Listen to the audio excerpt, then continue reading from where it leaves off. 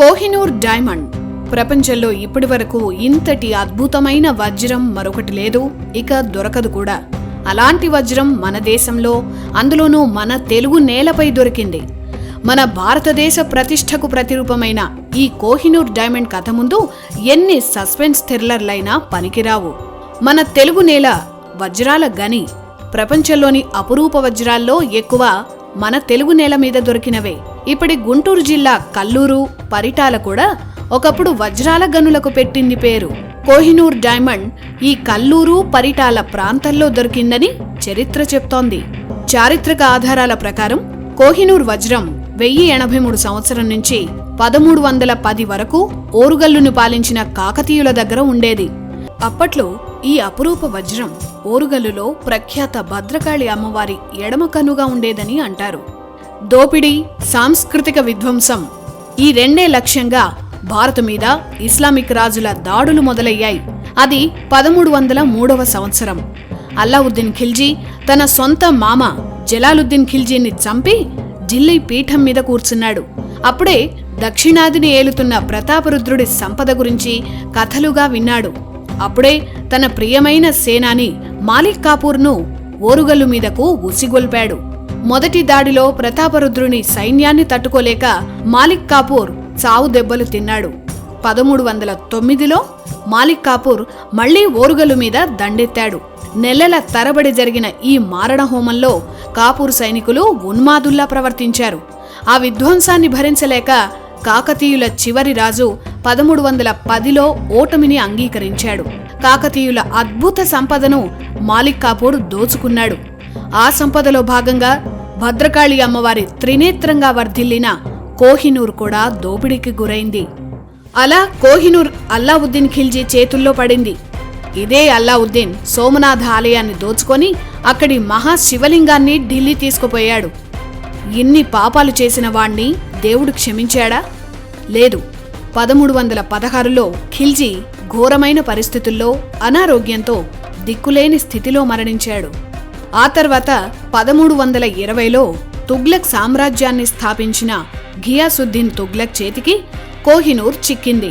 తుగ్లక్ల తర్వాత సయ్యదులు, ఆ తర్వాత లోధీల చేతుల్లోకి కోహినూర్ వెళ్ళింది.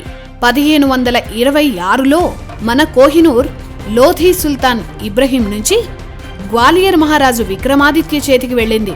1526 మన దేశానికి రోజులు అస్సలు బావులేవు. అప్పుడు మొఘల్ సుల్తాన్ బాబర్ ఢిల్లీ మీద కన్నేశాడు. లోధీ, విక్రమాదిత్య కలిసి యుద్ధం చేసినా బాబరే గెలిచాడు. బాబర్ కొడుకు హుమాయూన్ ఆగ్రాను దోచుకున్నాడు. అప్పుడు హుమాయూన్ చేతికి మన కోహినూర్ చిక్కింది. ఆ వజ్రాన్ని చూసిన బాబర్కు కళ్ళు తిరిగిపోయాయి. అప్పుడు ఆ వజ్రానికి అతను పెట్టిన పేరే కోహినూర్. కోహినూర్ అంటే అర్థం వెలుగుల కొండ. ఆ పేరుతోనే మన డైమండ్ వరల్డ్ ఫేమస్ అయింది. అప్పట్లో బాబర్ ఈ వజ్రానికి ధర కూడా కట్టాడు. ఎంతో తెలుసా? అప్పటికి ప్రపంచంలో ఉన్న ప్రజలందరికీ 3 రోజులకు ఎంత ఖర్చవుతుందో అంత విలువ అన్నాడు. అదే విలువ ఇప్పుడు కడితే ఎన్ని లక్షల కోట్లో అంచనా వేయొచ్చు. అలాంటి అద్భుత వజ్రం మన చేజారిపోయింది. 1531లో బాబర్ చనిపోయాడు. బాబర్ తర్వాత హుమాయూన్ రాజయ్యాడు.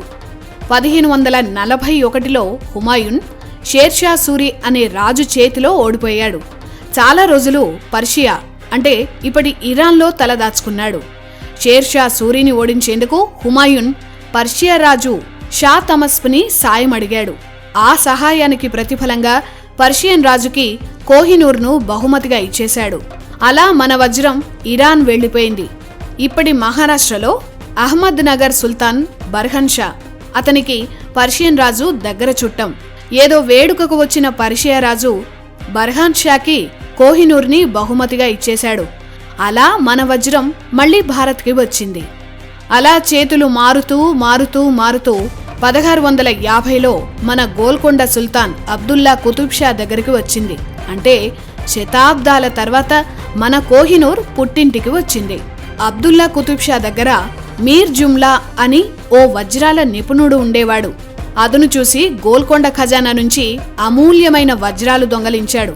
అందులో కోహినూర్ కూడా ఉంది. 1656లో మొఘల్ సుల్తాన్ షాజహాన్ అతనికి ఈ వజ్రాలన్నీ అమ్మాడు. అలా మళ్లీ కోహినూర్ మొఘల్స్ చేతికి చిక్కింది. అప్పటినుంచి చాలా కాలం కోహినూర్ డైమండ్ మొఘల్స్ దగ్గరే ఉంది. 1739లో మొఘల్స్ శకం దాదాపు పూర్తయింది. అప్పటి సుల్తాన్ మహమ్మద్ షా పర్షియన్ సుల్తాన్ నాదిర్ షా చేతిలో ఓడిపోయాడు.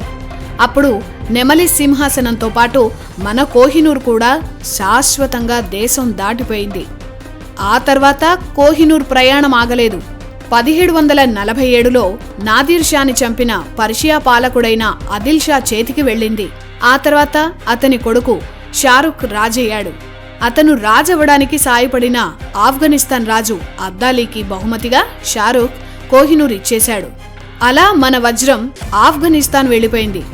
ఆఫ్ఘన్లో అబ్దాలీ, ఆ తర్వాత తైమూర్, జమాన్ షా, మహమ్మద్ షా, షా షుజా, ఇలా కోహినూర్ చాలా చేతులు మారింది. షా షుజా సుల్తాన్గా ఉన్నప్పుడు ఆఫ్ఘన్లో అంతర్గత పోరాటాలు జరిగాయి. అప్పుడు పంజాబ్ని పాలిస్తున్న రంజిత్ సింగ్ని షా షుజా శరణు కోరాడు. ప్రతిఫలంగా కోహినూర్ని రంజిత్ సింగ్ ఇచ్చాడు. అలా దాదాపు 75 ఏళ్ల తర్వాత మన కోహినూర్ మళ్లీ మన దేశం వచ్చింది. అది 1839వ సంవత్సరం. పంజాబ్ రాజు రంజిత్ సింగ్ మరణించాడు. అతని కొడుకు కరణ్ సింగ్ రాజయ్యాడు. 1849లో బ్రిటిష్ పంజాబ్ యుద్ధం జరిగింది. ఆ యుద్ధంలో పంజాబ్ ఓడిపోయింది. ఆ సమయంలో అప్పటి బ్రిటిష్ వైస్రాయ్ జిత్తులమారి డల్హౌసీ కోహినూర్ వజ్రాన్ని రంజిత్ సింగ్ భార్య రాజ్ కౌర్ నుంచి బలవంతంగా లాక్కున్నాడు. 1850లో డల్హౌసీ మన కోహినూర్ని లండన్ తీసుకుపోయాడు. విక్టోరియా రాణికి బహుమతిగా కోహినూర్ని ఇచ్చేశాడు. అలా మన కోహినూర్ విక్టోరియా రాణి దగ్గరకు శాశ్వతంగా వెళ్లిపోయింది. 1851వ సమయానికి కోహినూర్ వజ్రం 186 క్యారెట్లు ఉంది. ఆ తర్వాత ఆ వజ్రాన్ని 2 భాగాలుగా చేశారు. 1853 నుంచి మన అద్భుత అపురూప కోహినూర్ విక్టోరియా రాణి కిరీటంలో అలంకారంగా మారింది. విషయం ఏంటంటే అంతకుముందు కోహినూర్ని దక్కించుకున్న వారెవ్వరూ సుఖపడలేదు. అందరూ కోరి కష్టాలు తెచ్చుకున్నట్లయింది. ఇంగ్లండ్ కూడా నష్టపోయింది. రవి అస్తమించని సామ్రాజ్యంగా ఇంగ్లండ్కి పేరు. అలాంటి దేశం 2 ప్రపంచ యుద్ధాల ధాటికి సామాన్య దేశంగా మిగిలిపోయింది. రాణి కిరీటంలో పెట్టగా మిగిలిన 2వ భాగం కోహినూర్ని బ్రిటిష్ మ్యూజియంలో విజిటర్స్ కోసం ఉంచారు. మన దేశం గర్వించదగ్గ అపురూపమణి కోహినూర్ మనం తిరిగి తెచ్చుకోలేకపోయాం. ఇది వెలుగుల కొండ, కలియుగ శమంతకమణి కోహినూర్ విషాద గాథ.